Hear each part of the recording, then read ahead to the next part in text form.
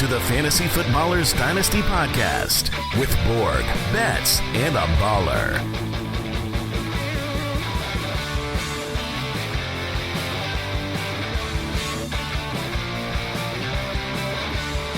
Welcome into the party.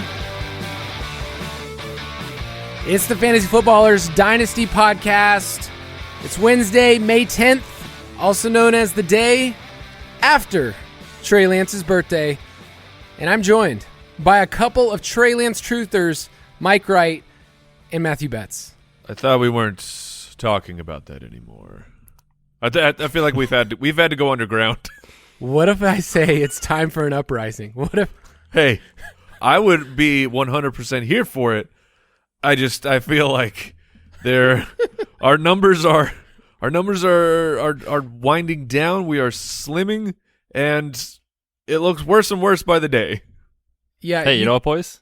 Now's the time. No. I mean, buy low in Dynasty, am I right? Yeah. Hey, it's time to zag. It's funny because we're talking to Dynasty degenerate people. And so whether you've said, no, I was never in on Trey Lance, there was a player that you were totally in on at one point, and you bought in, and then you just kept buying those shares, and you're still waiting them to turn. Now, we're entering year 3 with Trey Lance. It's not looking good, Brock Purdy, but at this point, you just got to hold and wait, right, if he's on your team. Yeah, what else can we possibly lose at this point? Because our draft capital is gone, our money, our buy-ins for the Dynasty leagues, that money is gone, our dignity is gone.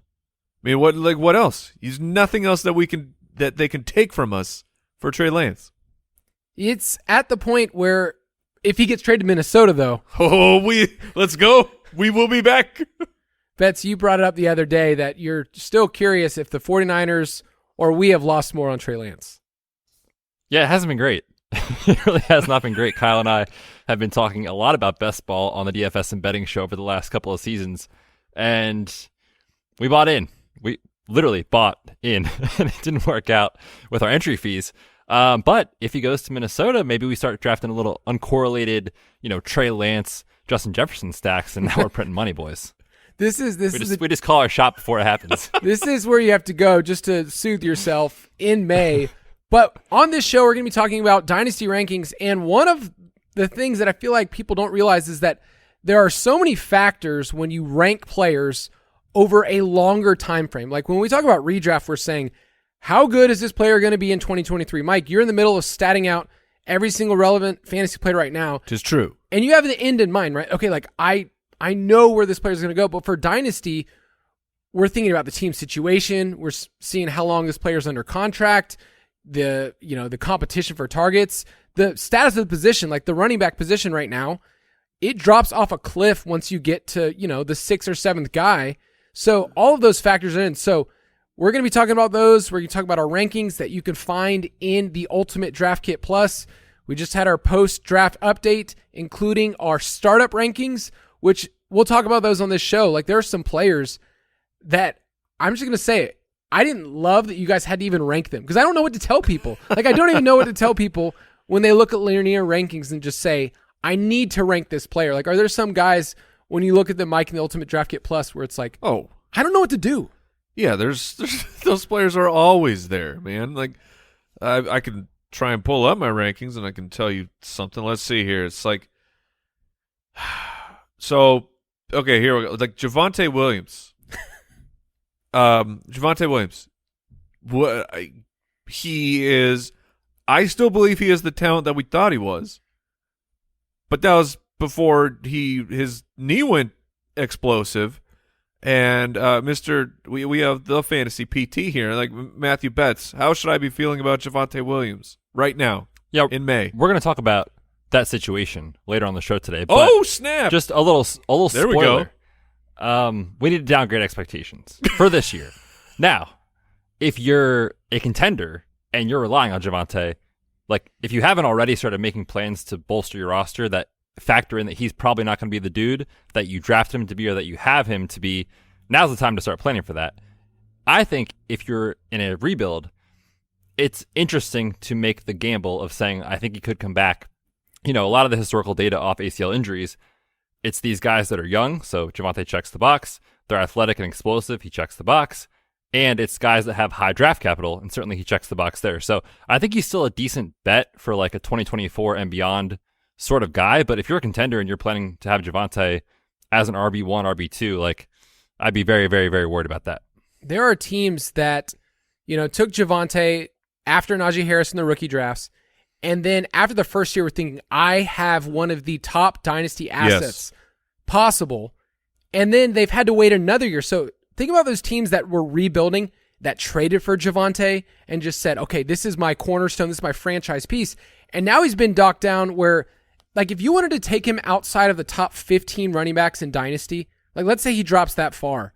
Like, would you rather have, you're a win now team, would you rather have Javonte Williams or Miles Sanders? Miles Sanders. I have Javonte outside gross. of my top 15. I have Miles at 15, JK at 16. And that was not me saying, just kidding, I have him at 16. That was me saying I have J.K. Dobbins at 16.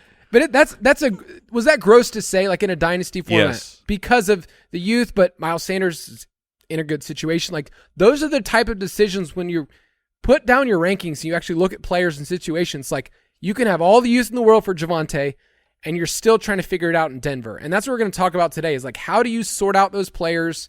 What is the process? And realize that over the years, we're going to get things wrong. People are going to overvalue youth.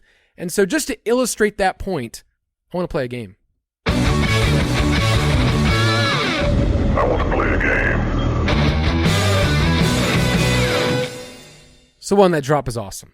It's one of my favorites. It's maybe Betz' least favorite because I only spring it on him on our DFS and betting show when he has no idea. So he always gets super stressed. Yeah, at least for this show, I could plan ahead. I saw the doc. I said, okay, Kyle's going to put a game in here. Get ready for the drop. But oftentimes, we'll just be talking like mid-sentence on the DFS and betting show, and Kyle will just hit the drop. I'm like, what is happening right now? Like, there's no prep. And then, of course, inevitably, I look like a complete idiot because there's no prep for it. I don't know what's happening. So it just makes me feel uneasy. And I'm kind of excited about that today, actually. I get that because when we spring it on people, it's not a game. It's a trap. Yeah. Oh, yeah. We're not playing a very fair game right now. We're playing a game where I am highlighting a point in my favor. That's the goal, is to find as much propaganda as possible. Yep, exactly. And that's one of my favorite parts of our show. So let's play a little game. You, the listener, can play along. I looked all the way back to 2016. That was that famous draft class a long time ago. And you got to kind of see the progression of a lot of these players. I looked up who was the number one at each position according to Dynasty ADP at each position. So, for instance, in 2016, Odell Beckham was the 101 in drafts. Like, that's what he's thought of. And it made sense, right? Young wide receiver was producing. Cam Newton was the quarterback one. He'd just come off an MVP season. The question I have for you guys, who was the RB1 in 2016 in Dynasty ADP? Now, This is not rookie drafts, obviously, right? No, this is just overall in startups. We're talking startup rankings. So my recollection of exactly where things were in 2016 is not in focus at the moment. But like that was David Johnson time. He was close. He was the RB2 then. Okay, so it was the two names that came to the top of my head were that was David Johnson time and that was Le'Veon Bell time. So those would be the two guys I would guess. I mean, you said it's not David Johnson, but Betz, do you have any other guesses before it's revealed? Yeah, exactly the name that you just threw out there, Le'Veon Bell, is the first name that came to mind for me. Okay, so it's a trick question because there's two players tied. It was Le'Veon Bell. Okay. That's correct. All right. And then Todd Gurley. Okay. What's interesting about Todd Gurley, it's another case study here where he was a rookie coming in, taken in the top 10, and was immediately vaulted to being the being the top running back. And we have the same situation for Bijan right now. So I thought it was interesting. We've seen this before. And would you say Todd Gurley kind of held value for at least 2 to 3 years? I don't think so. I would guess that was 2016 his rookie year? Or was that 2015? 2016 was his rookie year. 2017 was his down year. Okay, so his value had to have plummeted after that 2017 because it seemed like they bought a box of rocks. And then he had 2 monster seasons Yes. in there. But I think if you had Todd Gurley for over that 5-year span, You were happy. You were happy. You just wanted to get out. The next year, okay, Odell Beckham was still the 101. Aaron Rodgers was the QB1. Zeke was the RB1, which made a lot of sense. Yeah, makes sense. Odell Beckham was the wide receiver 1. Who was the tight end 1 in Dynasty ADP in 2017? I mean, it still had to be Gronk, right? I was do you going to think, say Betz? there's no one else that I can even think of that would have been in contention. So I'm going to go with Gronk as well. I don't think Travis Kelce had ascended, or should I say descended, from Mount Olympus yet to fully be Zeus. I'm going with Gronk. Yep, yeah, that's correct. Okay. Gronk was his last year as the tight end 1 and seen as that. And then since then, we've had a reign of Kelce for a while. But I just wanted to point that out, that there was a point where with Gronk, you could have held on, and you could have held on for another 4 or 5 years. But there's also a point where he was seen as that, and you could kind of trade for Kelce. Cash in. Yeah. All right, next year, 2018, Aaron Rodgers held firm. Todd Gurley was the RB1 after some monster season. DeAndre Hopkins and Travis Kelce was the tight end 1. My question was, who is the 101 in Dynasty startups then? So I showed you the 4 players. One of those 4 players was the 101 in 2018. I would say Todd Gurley. That is correct. Todd Gurley had a monster Wow. season, and people were taking him as the 101. Now, looking back at that data, was that a little too quick to the draw of saying, hey, this guy put up the RB1 season, and then he was just vaulted to the very top of Dynasty startups? At the time, because you got to try and go back to 2018. At the time, no, because it seemed like this was going to go on forever with the new McVay offense and Todd Gurley being everything. We all knew that the knee was a ticking time bomb, but you kind of push that out of your brain when you see how good he's playing. So at the time it made sense. Just unfortunately with his arthritic knee, things came to a screeching halt very quick. Yeah. I will also add real quick too, Kyle, on that same thing. Like, just think about Dynasty players in the last 2 to 3 years. I feel like people are starting to become a lot smarter and not just react to what just happened the year before. Obviously, it's a huge factor, but we've seen, especially in the last couple of years, a huge trend towards these elite wide receivers are gold in fantasy, right? Like, you know, Jamar Chase, Justin Jefferson, CeeDee Lambs of the world. Like, those guys are coveted, and now you're stuck with like these running backs that you're like, I don't know what to do with this guy, right? So the landscape has changed completely. But back then, I mean, dude, if you went a high T start in Dynasty, you went RB. That's right. I had a team that Todd Gurley just dragged all the way to the championship. I got on his back. The rest of my team was trash, but I think I put up like 40 and 43 like in the semis and the finals. And that's kind of like, you remember those things and those change your Dynasty teams. Okay, here's a fun one. In 2019, okay, Aaron Rodgers was no longer the quarterback 1 in Dynasty formats. There was a new hotness in town. Oh my gosh. Who was the 2019. quarterback 1 in 2019? Betz, do you have any guesses? I mean, my first inclination was going to say Lamar Jackson, but if I recall correctly, I want to say 2018 was the year that he was behind Joe Flacco and then kind of emerged at the end. That could be wrong. So I don't know if Dynasty managers were on that yet, but I feel like he'd be on the rise. I feel like that answer is wrong, but that's the first thing that comes to mind. I'll give you a little hint. Hold on. Was he only there for a year? He came back to being the one. This is the right call at the time.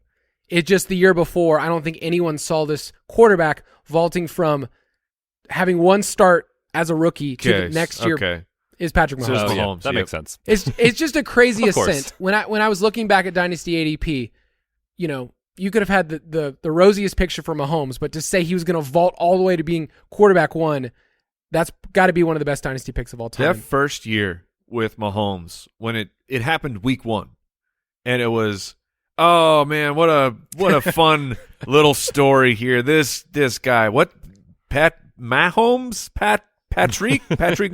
whatever his name is. What an incredible week 1. Let's see what he can do in week 2. And you're like, well, he did it again. There's no way. I will triple down. There's no way that he did it again. That was such a funny season. And we're still saying that, Yeah. Mike. I know. He's throwing to guys like Sky Moore and MVS. He's still doing it. The sophomore year from Mahomes was so ridiculous. It was every week I'm not going to bet on this to happen. I'm going to bet against Patrick Mahomes, and that's how you lose money. The next year, Lamar Jackson actually replaced him as the QB1 because he had his bonkers he season. MVP'd. Yep. And then Mahomes went back the year after. So you can kind of see those. Christian McCaffrey had a 2-year run where he was the RB1 in Dynasty, which makes a lot of sense, and the 101. My question for you is there is a little blip here where there is a certain player who rivaled McCaffrey as the 101 in startups, and he was the wide receiver 1 in Dynasty, unquestioned. Oh. Who was that player in 2020? Oh, I think I know who it might be. Go for it. Okay, because it was Hopkins for 2 years in 18 and 19, and then Hopkins got unseated, is what you're saying?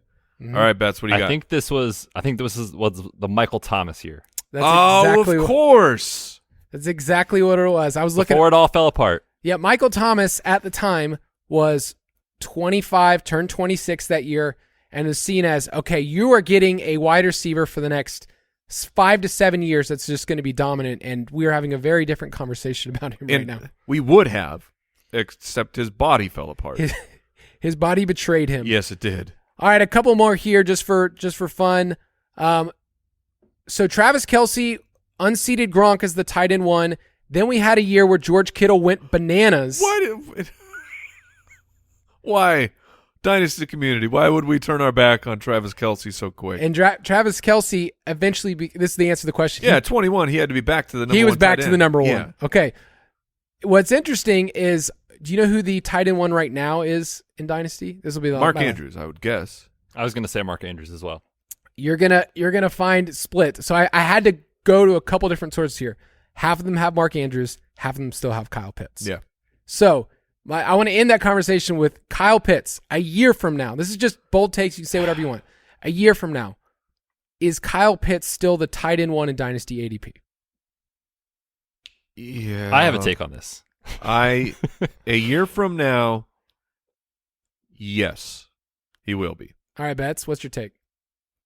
See, and this could sound so silly in a year, but I think if we are concerned about the Falcons' passing offense, like if managers see like Kyle Pitts could be this just absolute game breaker and they just don't use him that way. I'm not saying this is how it's going to go. I'm just saying if that is the case, Mark Andrews will probably be tight end 1 because I feel like in general, a lot of us are pretty confident in that offense being more pass heavy this year than in previous seasons. You know, Lamar just signed that contract, so he's got the quarterback locked down.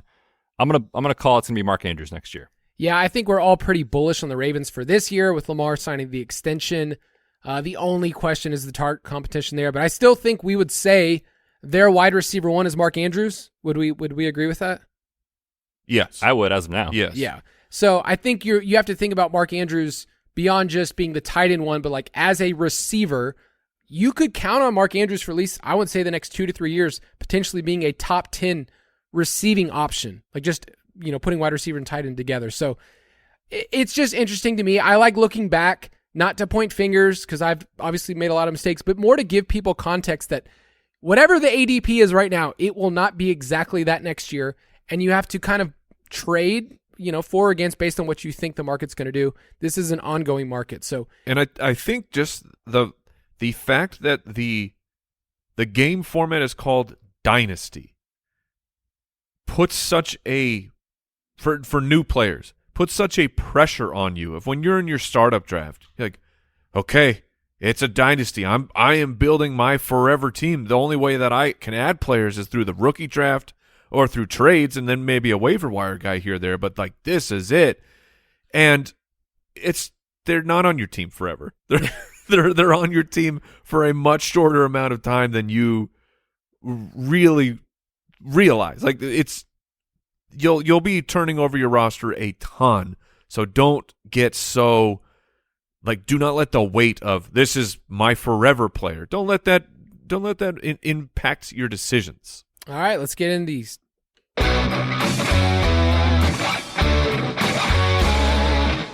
What's the difference between me and you? I want to talk about some of our differences, not really between each other's, but in how players evaluate different positions in Dynasty and what are the factors. In redraft, I mentioned this earlier, we look at points scored over the next calendar year. And it's pretty easy. It's pretty easy to be able to say, here's this gap, here's what I think this team is, here's a situation, and we're still going to get a ton wrong.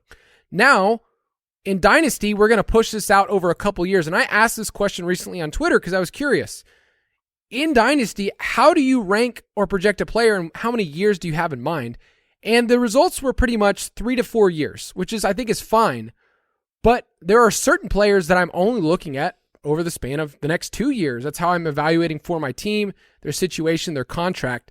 So it's not as simple. Putting together Dynasty rankings, I always try to caution people. It's not just linear where you just look at a list and say, well, clearly this player is ranked above the other and therefore he is better. No, there's a wide spectrum. So I want to talk about some of these factors before we list a couple of players here. And I don't know, how do you guys weigh your evaluation of a player, the NFL's evaluation of a player, and then what is the consensus out there, the ADP? How do you guys weigh all three of those factors together just on talent alone?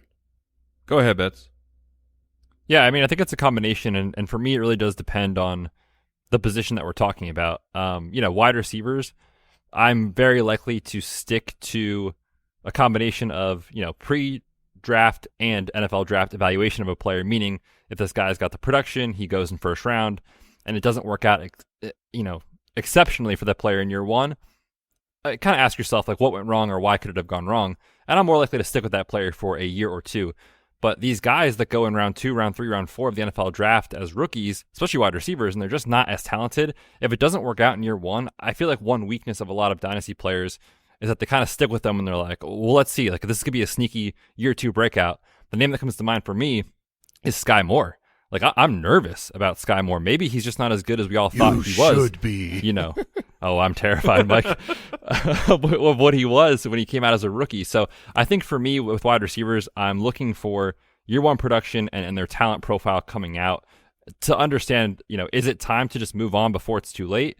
Or, are these guys truly going to be the ones that stick around for a couple of years, the guys that hit right away, the Chris Olaves, the Drake Londons, those types of guys. You're locked in for a couple of years. So I think for me with wide receivers, I'm willing to look long term, but also understand if it doesn't happen soon, it might not ever happen. Yeah, and I'll just a piggyback a tip for Dynasty players out there. So guys like Sky Moore, first, second round wide receivers, more often than not, no matter what happens of how bad a season was, they hold their market value in startup ADPs, whatever they were last year. They can certainly go up. They can rise. But even when guys like Sky Moore have a bad year, they tend to hold value because the players that drafted them also are like Betz is saying, I think it could turn around. Other people think that too. So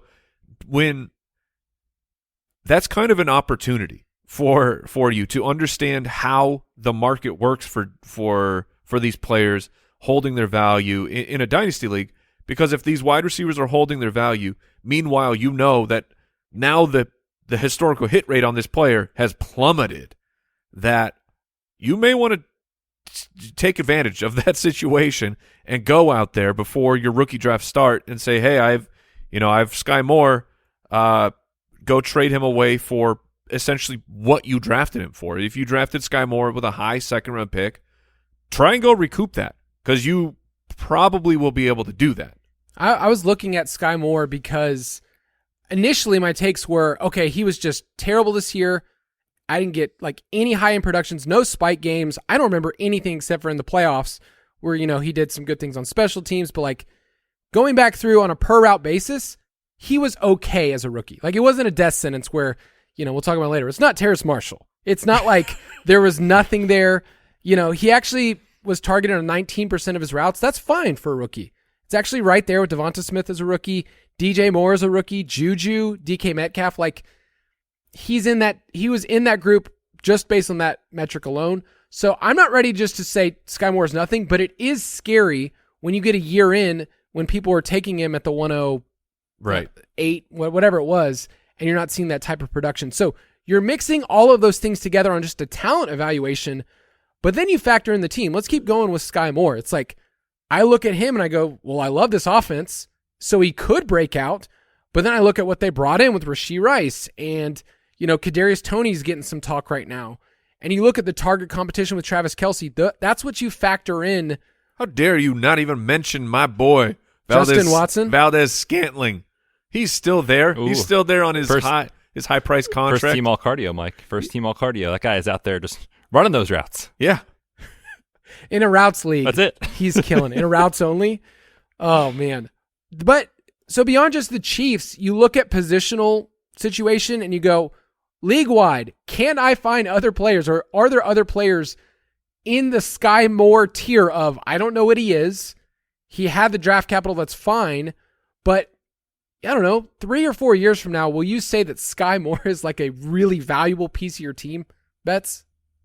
No. I mean, based off the historical data of hit rate of these guys that don't do much in year one, it does not look great. And it doesn't mean you abandon ship. Like, you're probably not going to get enough in return right now. Maybe. I think you could still get I think There's some you could truthers still out there. like a late first, high second round pick for him. Maybe this might not be the year to cash in on that strategy, because high seconds are not these aren't like locked in. You feel really confident about this draft class, but normal draft years, like the 2024 year, if someone doesn't hold, or if someone doesn't come through this year, I'm very hopeful for Zay Flowers. I have him everywhere in Dynasty. Like, very, very hopeful. But if he comes out and he stinks, and I know it, I see it, next year with a good 2024 draft class, I might be trying to be like, well, I took Zay Flowers for a 107. If I can get a 108 or 109, maybe I need to look to cash out. How do you guys compare players, so Sky Moore entering year 2, to other players that are further along, but they're more established veterans, but at least they're at a point in their career where it's like, okay, I haven't seen like a massive breakout yet. Like, Hollywood's been really good, and we'll talk about him more later, but like, he's in the last year of his contract. He's a little bit older. It's not a great offense. Like, you start comparing players that are 4 or 5 years into, I don't know what Sky Moore is. And that's kind of where I think people don't know where the line is. And I think our show has been very big on trade for veterans that are known commodities. Sure. I don't think we're saying Hollywood's going to be a wide receiver 1. I think that ship has probably sailed. But I think he could be a valuable low-end wide receiver 2 for teams, where Sky Moore is like, he could be, Patrick Mahomes' number 1 target. He also could be the 5th target on the team. And that's what you have to weigh when you compare 2 players. Sure. So it's their contract, how many years are left in that, and just the time frame. Like, Betz, how many years are you thinking about with Sky Moore? If he's on your team, like, what's the time frame you're thinking about for his value? Oh, brother, he's on my teams. Okay, and I'm nervous. This is not hypothetical. Yeah, I've been trying to trade him away like crazy this year. My league mates are too sharp. But yeah, I mean, I already mentioned, like, if it doesn't happen for these guys that don't go in round 1 of the NFL draft in year 1, you have to be concerned. And then this year, like, if he's out there in the same role as he was last year, mixing in with Rashee Rice and Kadarius Toney stays healthy and Travis Kelce still doing his thing, like, I don't want to say it's over, but at that point, from a value perspective, based off how your league and how you will value him, it will be extremely low. So I'm kind of looking at him right now as like, this year is the make or break year. All right, let's take a quick break. We'll come right back. What's up, Foot Clan? I think it's Dynasty season. The rookie drafts are happening, Dynasty startups, and you want the best information to help you make the best decision, because let's be honest, Dynasty leagues, this is forever. You're setting the foundation for your team. You don't want to mess up. That's why we pour all of our efforts into the Dynasty Pass part of the UDK Plus, an absolute rock-solid tool to help you get the best out of your Dynasty league each and every year.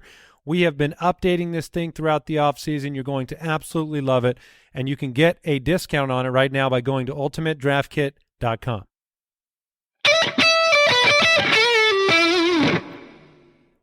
So let's talk about some players when we look at Dynasty Rankings, which you can get in the Ultimate Draft Kit, in the Ultimate Draft Kit app, that are just hard to rank. Like, there's so many factors, like we just mentioned, that you have to weigh. So, Mike, I'll let you start us off. All right. You have one of my Falcons here.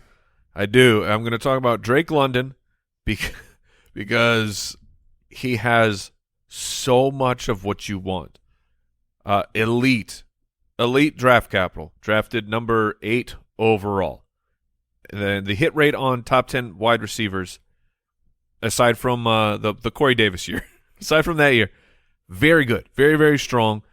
It plays out. We have 866 yards, 4 touchdowns, 72 receptions. That's not bad. That is definitely not a bad rookie year. You have a 29% target share. I mean, there are so many things that are in favor of Drake London. Elite age. He's not even 22 years old, and he's already done this. And yet, what is and our good friend of the show, Matt Harmon, just put out his reception perception, his look at how did Drake London perform on routes. It was very, very positive, very positive. And yet, what is the future of the Atlanta Falcons? Because they still have Kyle Pitts, who I still believe in Kyle Pitts. I think Kyle Pitts is a tremendous trade target right now. I can actually answer you. It's pain and misery and suffering. That's the future for the Falcons. Future. But Kyle says as he's wearing his Falcons hat. But I think Kyle Pitts is still yet to be unlocked. Most of his lack of production last year was a Marcus Mariota problem. That was not so much a Kyle Pitts problem. But there is a volume problem for sure for all of them.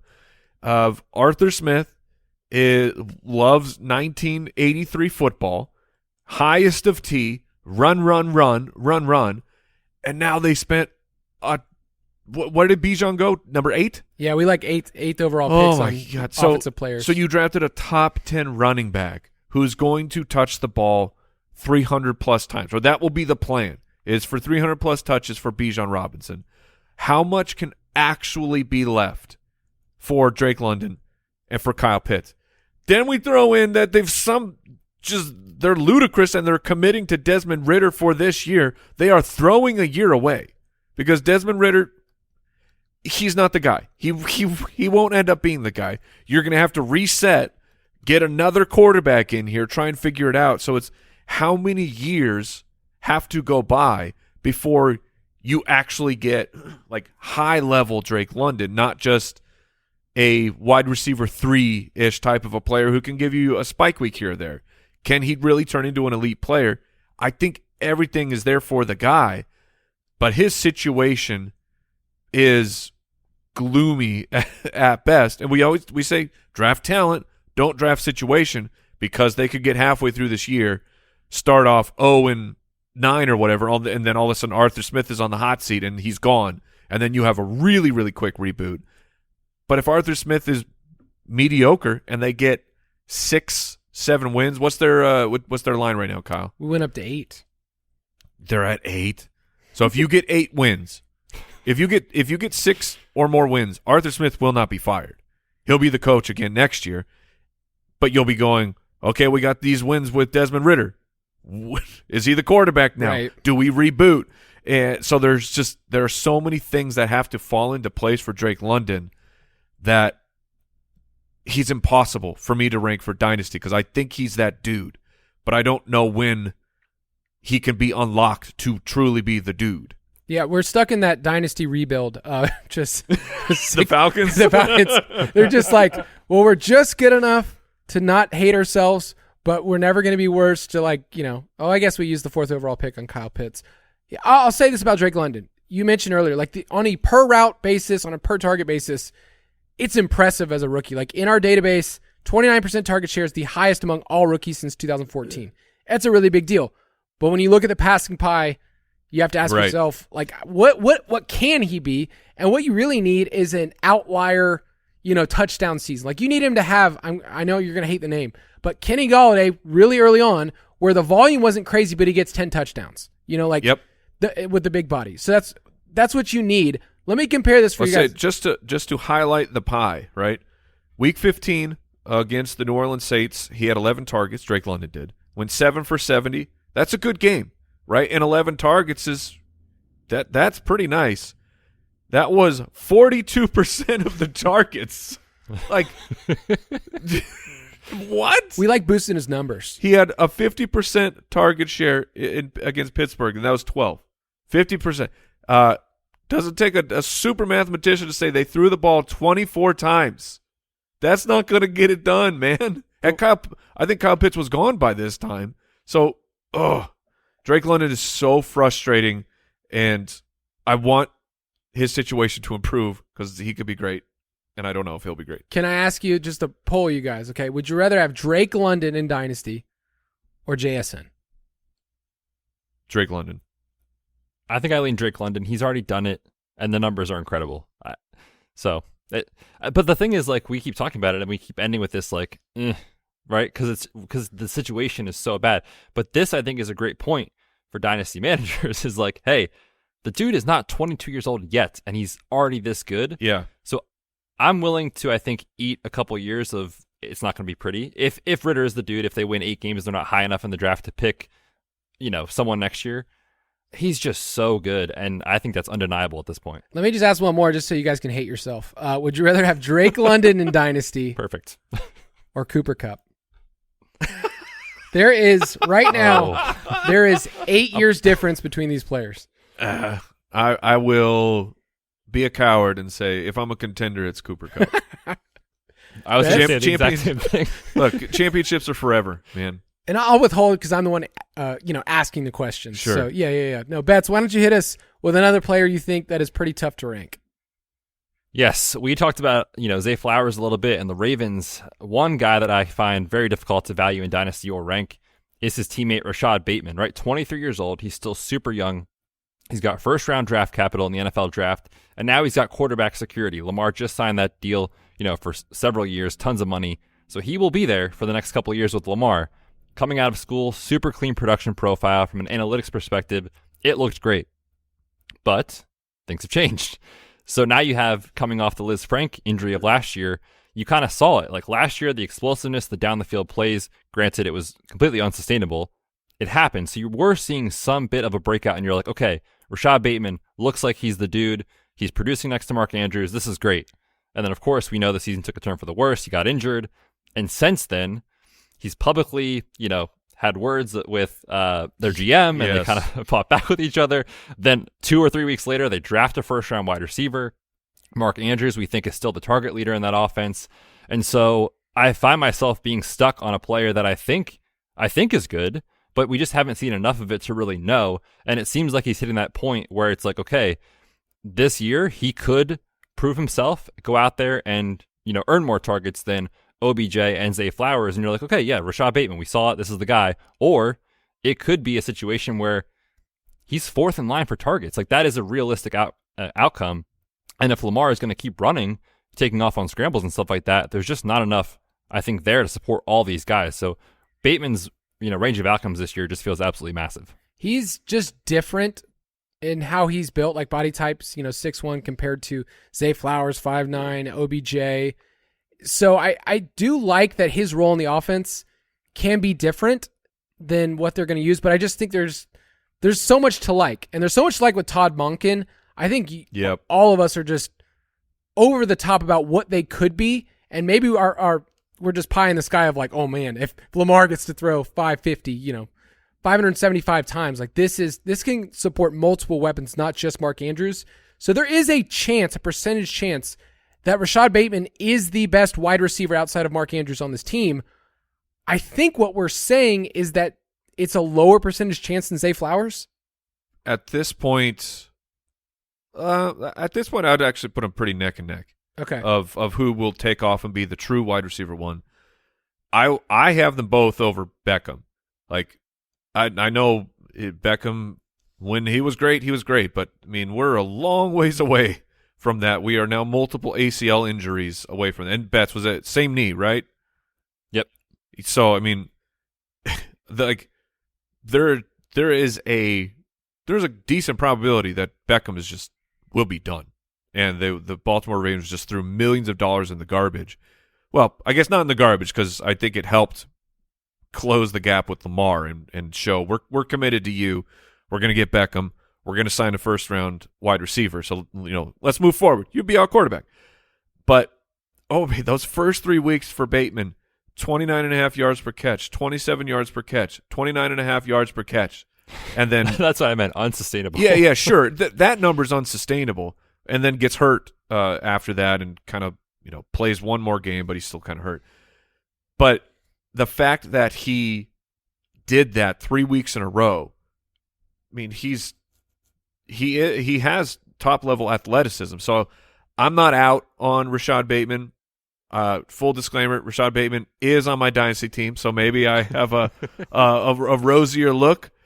But I think it's very close between Bateman and Flowers. I think either of them could become the number one. All right, I'll give you a couple players just to compare, just because I want to give people, if you have Bateman on your team, I'm assuming he's just a hold for you, Mike. Like, you're just like, I got to just wait and see what it is with Lamar.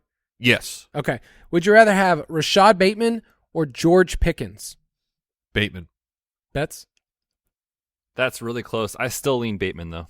Would you rather have Rashad Bateman or Christian Kirk? Oh, man. I think it's easily Kirk for me. Oh, man. My first, before I was going to answer really quickly and say, Christian Kirk. But then I remember Calvin Ridley's coming to town. Yes. And things could change a lot this year. The production, it was a great year, but it was pretty top-heavy at the beginning for Kirk. It fell apart. And Calvin Ridley, if he has anything left, which that's a big if, too, it could be really bad for Kirk. I guess I'll probably take Kirk. I almost answered Calvin Ridley as one of the harder players to rank because it's not hard. It's impossible. A 28-year-old who just has 2 years basically sucked out of their production, and then you have to look back and go, okay, well, he was the wide receiver for the year before that.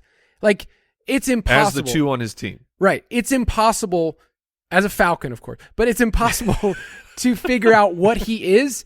And I think based on, what I'm seeing from just sentiment is that people think he's going to go right back to being a top 15, top, 20 wide receiver. And I think that's a bit too bullish for me. So in that instance, I'd rather I don't know what Bateman is. If you're a team that's, rebuilding, yes, you want Bateman, but yeah, it's just hard for me to say Calvin Ridley's still going to be elite. Agreed. I'm going to give us a quick player that I don't know what you do. If you're in a dynasty startup, I had this question the other day, and I didn't know what to tell them. It was Joe Mixon at 26.8. There's so many questions related to legal stuff that we can't answer. That's not our job. That's not what we do best. But he has 2 years left under contract, and they didn't really add a replacement. They added Chase Brown later on as a day 3 pick. But if you are a win-now team, okay, in Dynasty, Joe Mixon is one of those players that you can say, I could gamble and get 2 more years, 1 to 2 more years, and he could take my team over the top if you need another running back. But when I'm ranking him, it's really hard. There's a huge drop-off, and there's a cluster of running backs that used to be at the very top of Dynasty drafts that are kind of all together. Derrick Henry, Dalvin Cook, Aaron Jones, and Mixon is the youngest of them. So are you taking those players in Dynasty startups over Mixon, knowing that Mixon is just a who knows? Dude, Mixon is impossible. I do agree. And the way that their coach was talking about Mixon, it sounds like they will be moving forward with him unless some legal developments happen that force their hand that he's not going to be their running back this year, which that could happen. What's so strange about Mixon is overall it was a good year, right? It wasn't spectacular. He was usually just okay-ish. And then there was the 1 week, of course, the 153 and 4 touchdowns on the ground, and then also a receiving touchdown. So 5 total touchdowns. That'll boost your end of season ranking. But dude, 3.9 yards per carry. How in the world are you the running back for a team that's a Joe Burrow led team that has T. Higgins and Jamar Chase, and you're only getting 3.9 per carry? I don't need you at 5, but just get over 4. It's crazy how inefficient Joe Mixon actually was when you look at his raw statistics. but his situation is so incredible. As of now, for the ultimate draft kit, I have him ranked like he's going to be the guy. And I don't think it's going to be necessarily fun to watch, but he's going to score a bunch of points because he's the lead running back on a high-powered offense. So, but dynasty-wise, I would be, unless I'm going for a championship this year, I would be trying to get out.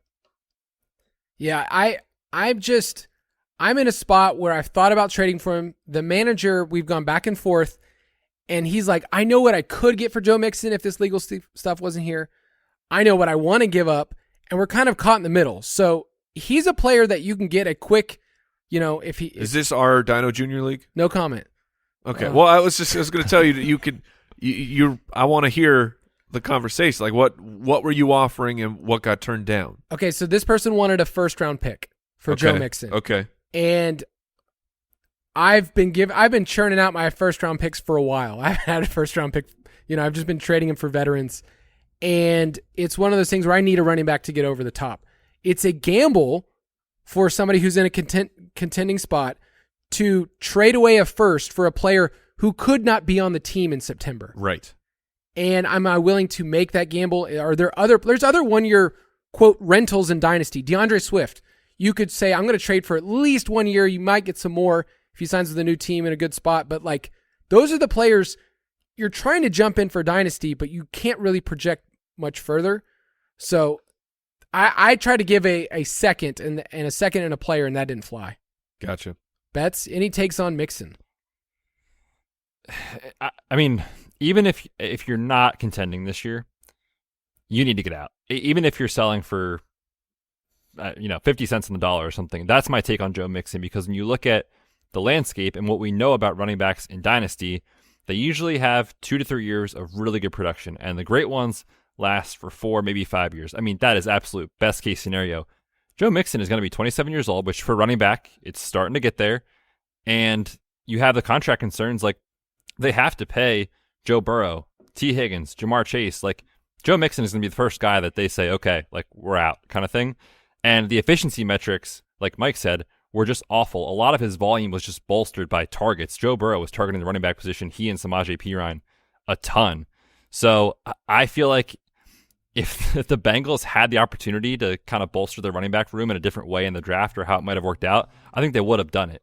But the fact that it didn't happen, and now they're kind of like, Joe's our guy. Yeah. He's here. He's the dude. Like, it kind of feels like they almost like backed into that sort of thing. So the writing is on the wall that whether it's this year or next year, like I think the end from a fantasy and an elite production standpoint is coming for Joe Mixon. So what I just heard you say in a different way is that their RB1 is Travion Williams. I mean, hey, talk about nasty boys. I've had Travion Williams in a couple spots. Oh, do you have him in junior? Yeah. Been waiting, biding my I have time. him in senior. I've just been waiting. Just please be something. The draft capital stinks, but please. But bro, that production profile. And Zach Taylor was talking him up. Like, that's all we need to hear. That's all I need to hear right now. Give me a player that you find yourself higher than the consensus in Dynasty when it comes to rankings, Mike. Okay, I'll jump in. It's Dallas Goedert of Betsy's Philadelphia Eagles. Look, last year, 4th in yards per route run, tied for first in yards after catch per reception. Like he is good. The 3rd highest quarterback rating when targeted among all pass catchers. He is a very, very, very good player that got hurt, and he got hurt. And then Devontae Smith came in, had himself a fantastic second year. I'm not going to take away from him, but Goddard wasn't there. Like, this team, those numbers would look really different should it had Dallas Goedert stayed healthy. And like TJ Hawkinson is not new hotness. It's just like a return. His hotness has returned, where people were into Hawkinson, then we were out. He gets traded, is solid for Minnesota. But the truth about the Hawkinson numbers is they were not as good as you remember. I think it was more of it was startling that he got traded and then was a huge contributor. That team added Jordan Addison in the 1st round when they were not getting anything from Adam Thielen. And I don't know that the Minnesota offense will be able to power up Jefferson, Addison, and Hawkinson and of course all the dump offs to the running back position. But to me, Dallas Goedert is just like, it's very easy. You have Mark Andrews and Travis Kelce. They're still up at the top. Kelsey's tough because he's so old. I believe in Kyle Pitts, and then after that, it's an easy Dallas Goedert for me. If you don't have one of those three guys, I'd be trying to go get Dallas Goedert. Yeah, and you can see with tight ends, 28 is not old in tight end. No, tight it's end not. life. So consider Dallas Goedert over the next 3-4 years, like with Jalen Hurts in a great offense that you can. If you knew, hey, this is a top 5 tight end every single year, it may not hit the peaks of some of the other, but he can have an outlier touchdown season, right? Like, yes. Like, well, let's say Goddard gets 9 to 10 touchdowns. He could finish as the tight end 2 on a year. So I like that one a lot. And I like just saying, I'm going to buy in this player, buying into a team that I know is smart. And on a per target basis, he's just been awesome over the last two years. Betz, who's your guy? Hit that drop.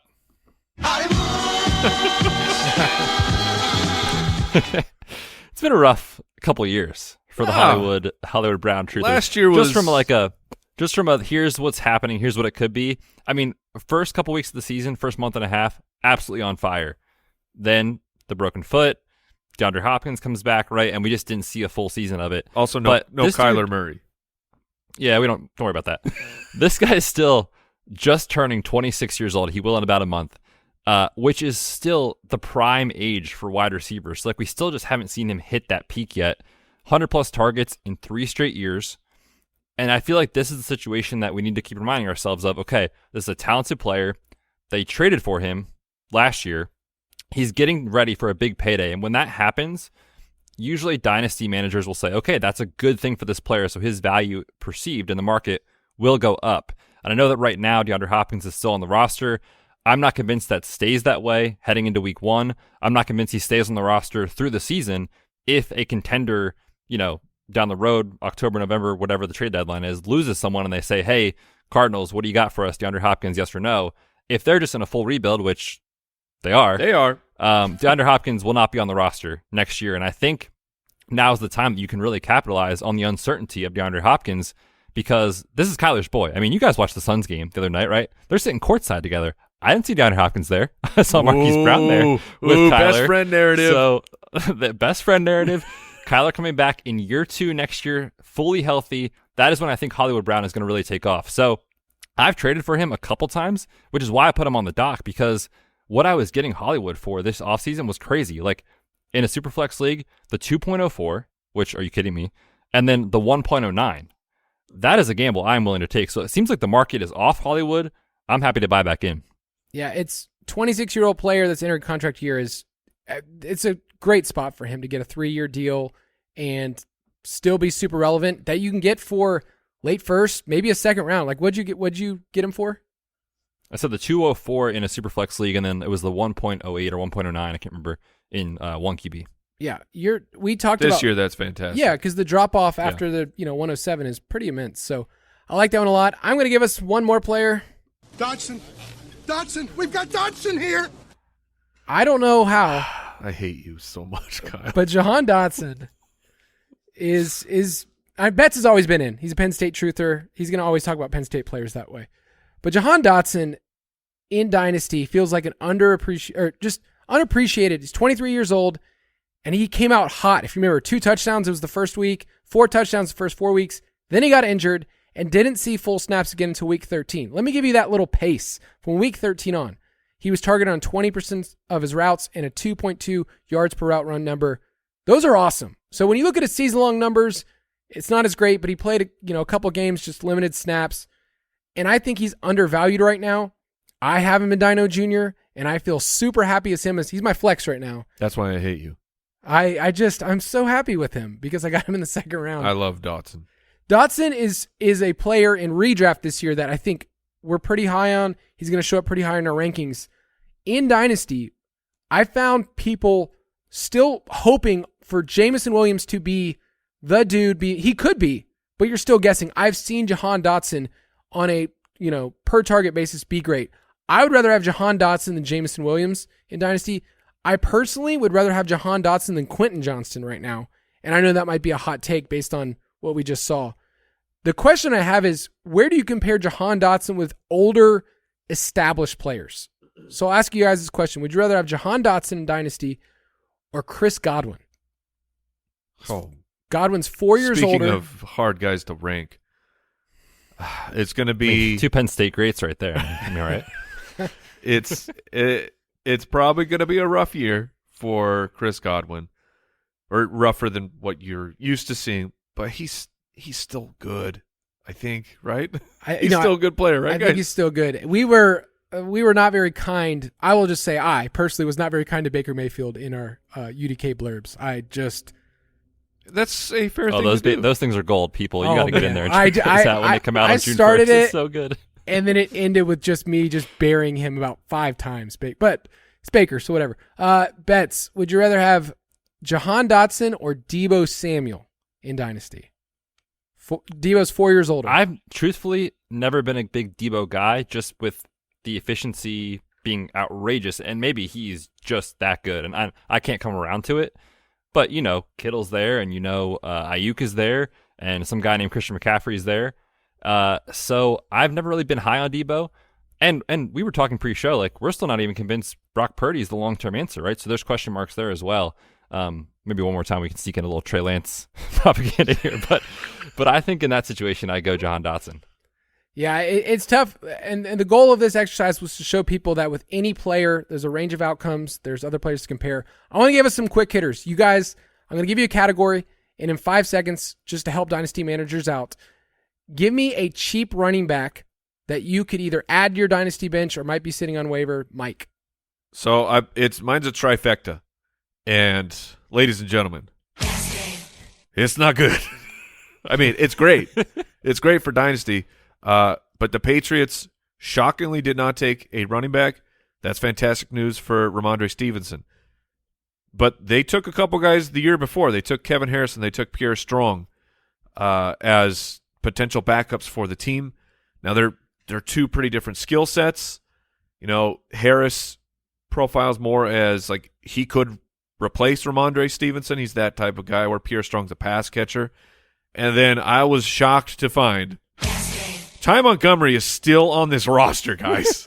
Ty Montgomery, who signed a 2-year deal, got hurt in week 1 and was out. Like, he was gone for the rest of the year. But I haven't heard anything yet out of New England that they're going to try and move on from Ty Montgomery or not. But one of these 3 guys, I know that's hard to deal with. You have 3 options, but one of these 3 guys is probably going to have a decent role for the New England Patriots, and there's a chance that all 3 of them are on your waiver wire right now. Right. All 3 could be on your wire. So just if you're in a deeper league and you want to get nasty, look for one of those 3. I'll throw out a nasty boy. It's Jerome Ford, who somehow survived the draft. Yeah, he's not on wires though. He was before. Yeah. Jerome Ford, running back for the Cleveland Browns, and these are players that you could say you can take a gamble and say that there could be more of an opportunity there. They took him out of University of Cincinnati last year, but right now I think he's the backup for the Browns. They don't even know. They could add a veteran. Who knows? It seems like Kareem Hunt will be back. Like, I think that's a strong probability. And I'm with you. Like, I love finding these running backs who go from nothing to some value. Jerome Ford is not turning into a superstar. Right. That is not happening. But a usable player who can fill in for a bye week or 2. He's interesting, but not interesting is his numbers from last year. Are you aware? They were poo-poo. Did he even get on the field? Kyle, you calling the poo-poo is a nice thing to say because he had 8 attempts for 12 yards. He was involved on 8 plays. He had 8 carries and he got 12 yards. That is so bad. Did you see Deshaun Watson play football? That team couldn't move the ball. No, I understand. But all right, Betz, give us a running back. He had 5 carries in one game and got 9 yards. That means that the other one he got 3 carries for 1, or 3 for 3. I'm sorry. Betz. Shout out to you, Jerome. This player is not as nasty as these boys have brought to the table today. This is my dude. I think a good trade target for any contender is Samaje Perine.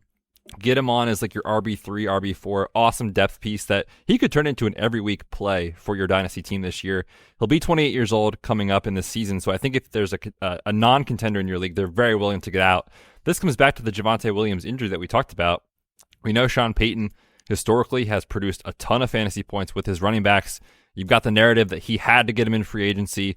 But this, like I said, all comes back to the Javonte Williams injury. I think as the summer progresses, we're going to see more reports of, we're not sure Javonte Williams is going to be ready for week 1. We're not sure if he'll be on PUP or not. We're not sure, and then all of a sudden, everyone in your league is going to know Samaje Perine is the guy you got to get. So I'm saying go out there, get him now before those reports come out. All right, another quick hitter here. Give me a cheap, ideal player in Superflex leagues that you could go after as like your QB2. Like you're saying, hey, I think that I could trade for them right now. I think I can get them, and I'm just going to give you mine. Unlimited. What are you doing? I believe that Kyle, Russell... people listen to this show and they respect our opinions.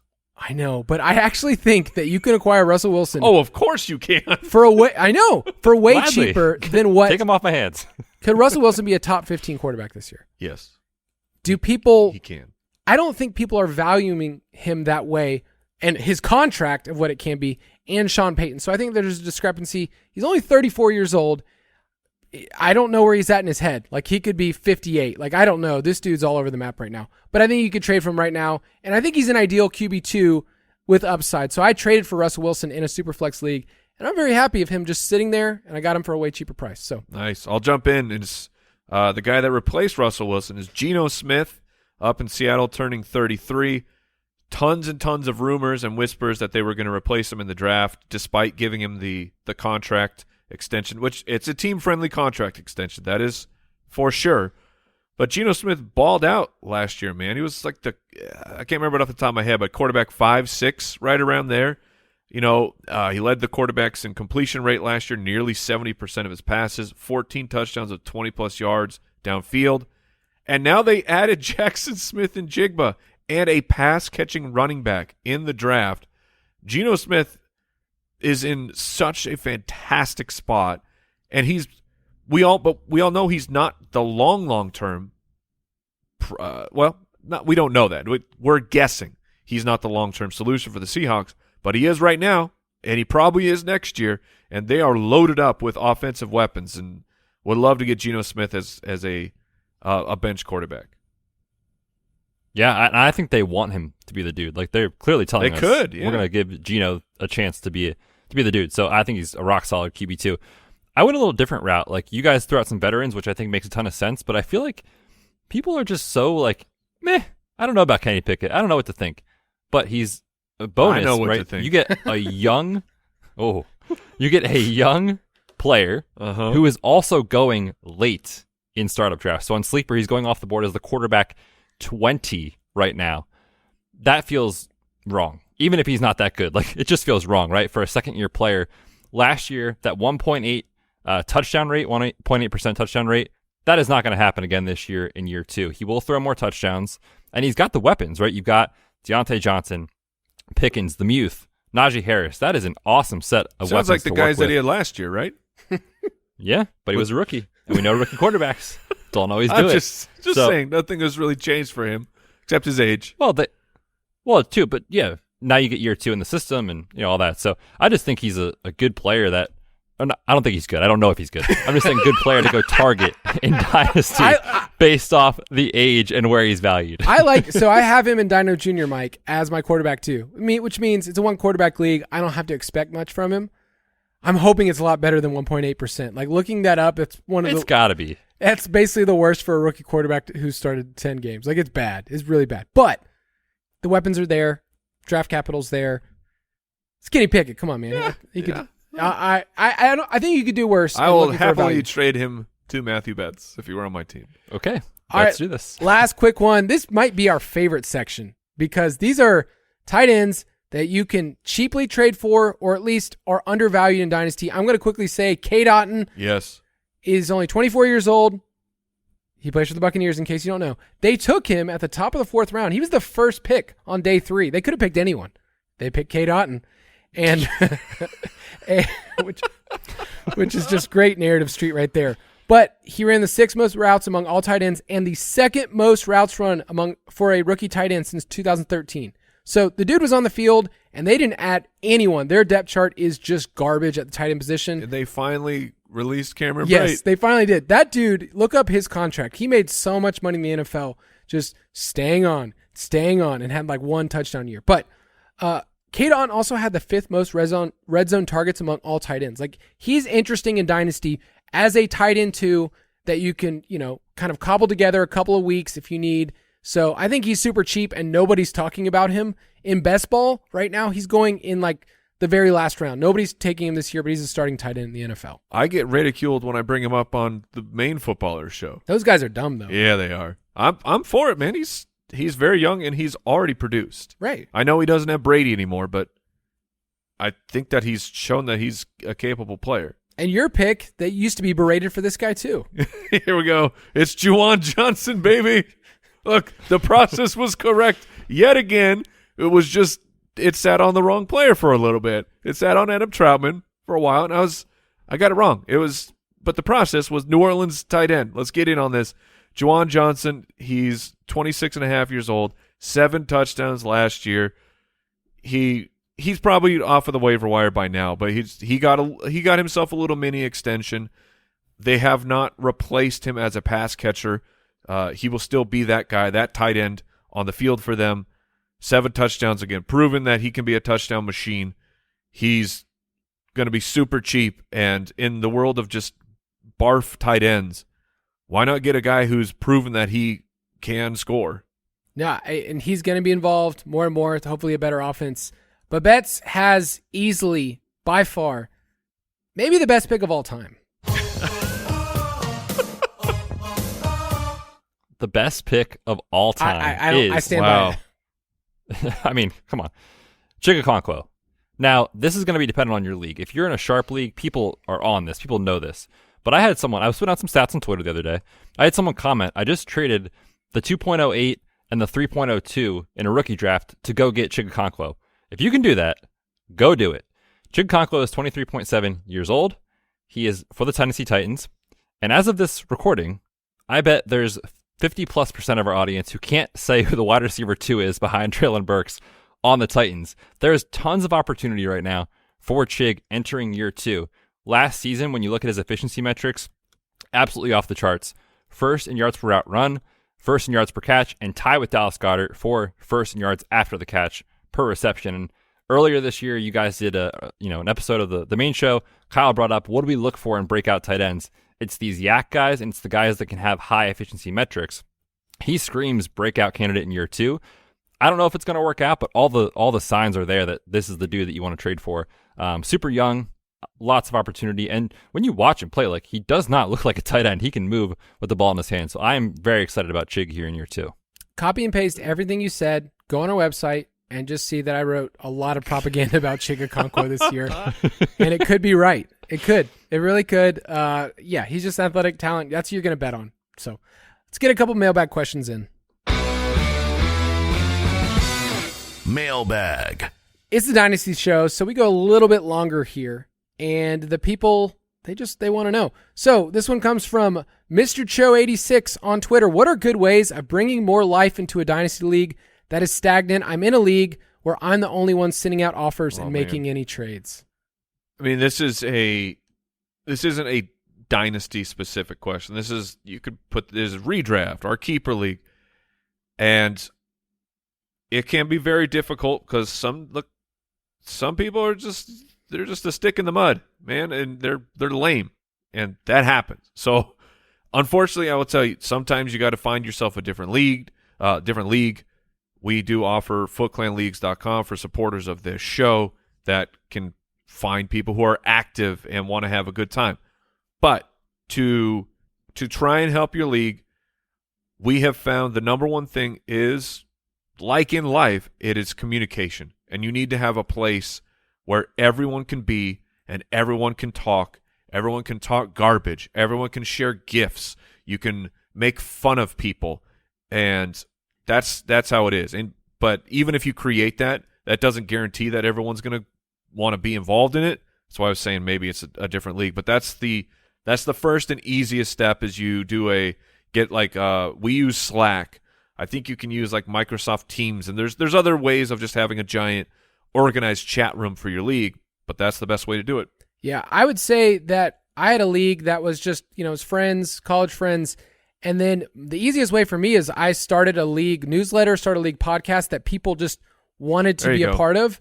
You just want to make it more fun. The thing is, if you give incentives for people to make trades, it's still going to be the same exact people who did it before. You just need to have a league and create kind of a fun atmosphere for it. But yeah, man, there's so many leagues going on every day. They're starting at footclanleagues.com. This next one from @EveryStew94. How many players from the same team is too many on a dynasty roster, or does that not matter? Do you guys have any teams where you're just like, I'm a little heavy on this squad, Betz? Yeah, I think it does matter a little bit, especially if you are trying to put out your best lineup and win, right? Because we talk about it in redraft leagues. Like, yeah, it's great to have a couple of Eagles or Chiefs guys or whoever the best offense is going to be, but it is going to cannibalize your upside weekly. That said, we are playing the long game here, so if you are more of a rebuilding team, I'd be fine having, right now, both A.J. Brown and Devonta Smith, for example, on my team.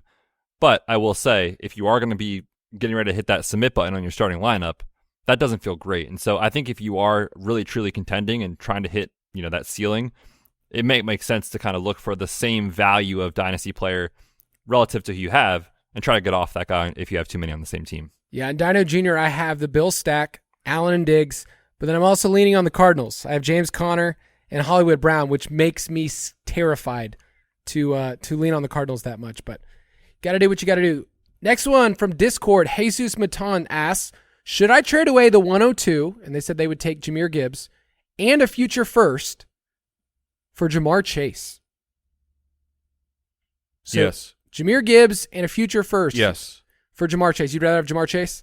By a wide margin. Okay, I think so too. Big time. I think it's hard with Gibbs. If you're a running back needy team, you're just like, I need to plug the spot. But that future first still is a big question mark. Now, what if you knew that future first was going to be a top 3 pick as well? I would still do it.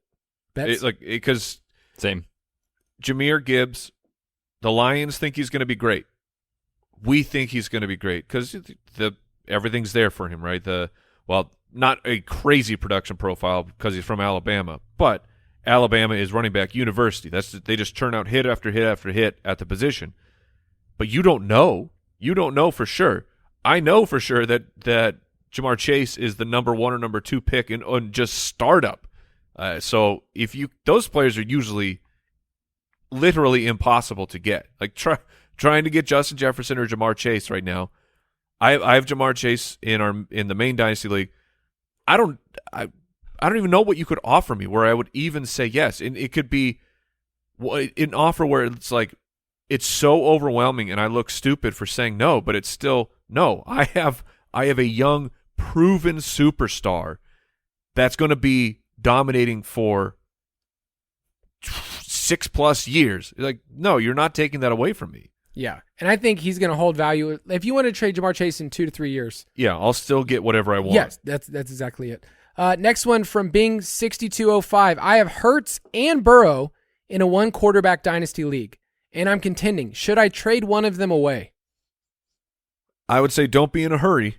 The hardest part of 1-quarterback leagues is getting proper trade value for your backup quarterback. I mean, you have 2 of the top 4 guys, but will people be willing to trade the appropriate price to acquire if you trade someone Jalen Hurts, that team is now starting Jalen Hurts. Like, you have to remember that is happening. And so you need to make sure you are getting back exactly what you really need in a fair way to give up that level of a quarterback.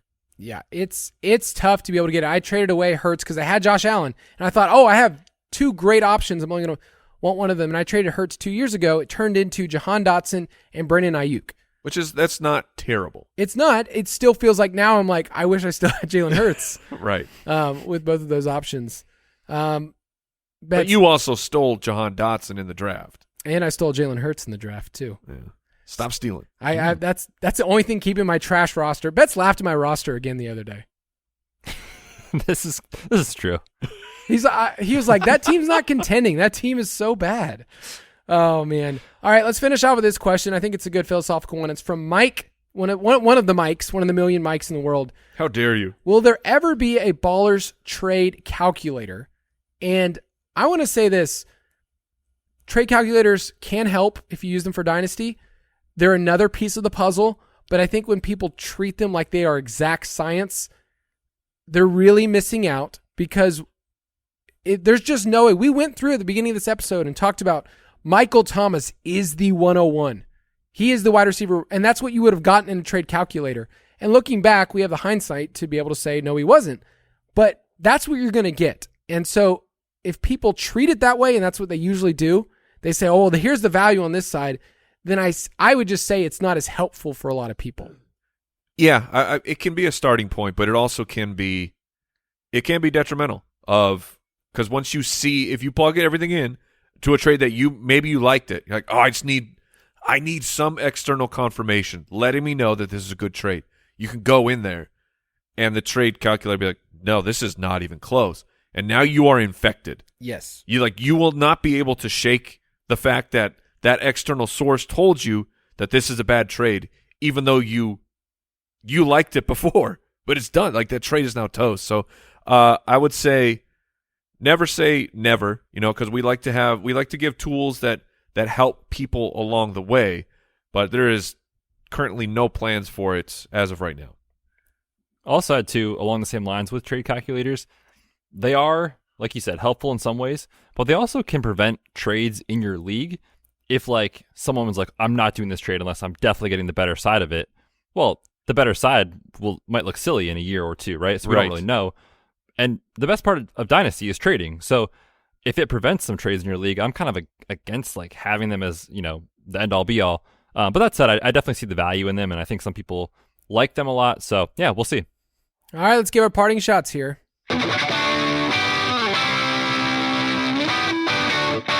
Take it or leave it.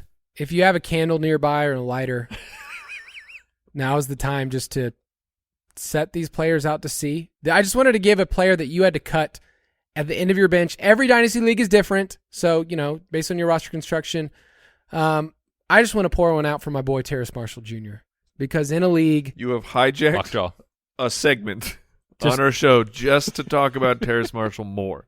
I think this might be the end. The rookie year numbers were bad.